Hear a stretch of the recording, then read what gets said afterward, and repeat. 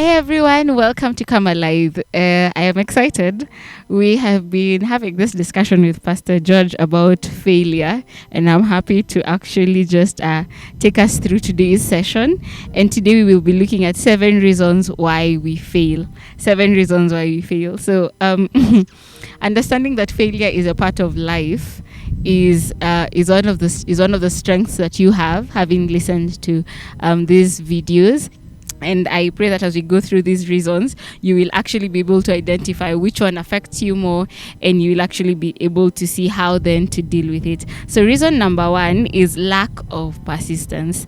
Persistence is the ability to be able to keep doing it, to not it is the opposite of giving up. So you see, if you give up very quickly, then automatically whatever it is that you are doing is doomed to have failed, especially if you do not try again and again. But persistence will always guarantee that at some point you will get a different result. Reason number 2 is lack of conviction.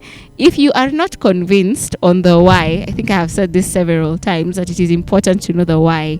So if your why is not strong enough, then chances are you will not keep at it. Chances are you will not follow through, and yet it is that conviction that keeps you going. So lack of conviction is a reason for failure. Number 3 is excuses. We know how to give excuses. We always have a reason why one thing should happen or another should not happen. We always have a reason why we have not done something. But it is important sometimes to actually look beyond the excuses and decide to say that, excuses aside, the job needs to get done. I think we once did a study, and we actually discussed getting the job done. And so excuses can be a cause of failure. Number 4, dismissal of past mistakes.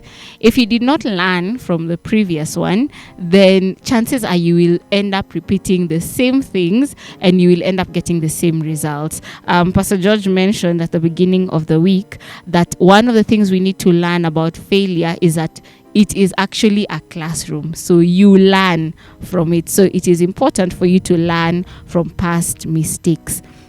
Number 5 is lack of discipline. And in this case, I'll actually go ahead and say lack of self-discipline can be a cause of failure, because you see, not everything that happens in life will be required of you to do it from someone else. Some of things that you will need to do, you will need to motivate yourself. We call it kujituma, and self-discipline keeps you at it. So you're able to achieve great things when you're keeping yourself accountable and you're able to follow through to completion.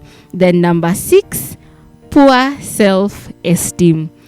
How you view yourself plays a big role in the success or failure of anything that you engage to do. So if generally you have a good view of yourself, or you esteem yourself highly, chances of you passing through and even dealing with signs of mistakes or disappointments, being able to be objective, are very high. But when you have a low self-esteem, you will not be able to process, dissect, and separate what actually is affecting you as in the context of what is personal and what is not. Because for you, everything will reflect on your individuality, which might not be the case in every one of the situations, and that might cause failure. Number 7, fatalistic attitude. Now this one, very many people have it and they do not know. If every time you see yourself to have already failed, or your first instinct is to view yourself as a failure, then it means that even when something is entrusted to you, before you start, you have already declared with your mouth that it will fail, or in your mind, instead of preparing for success, you're actually preparing to fail.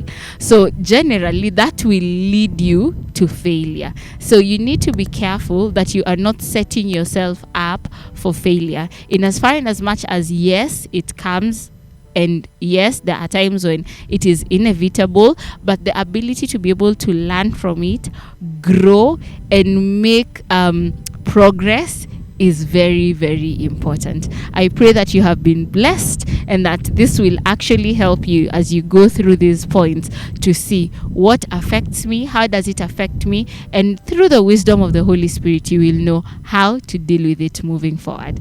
God bless you. See you around.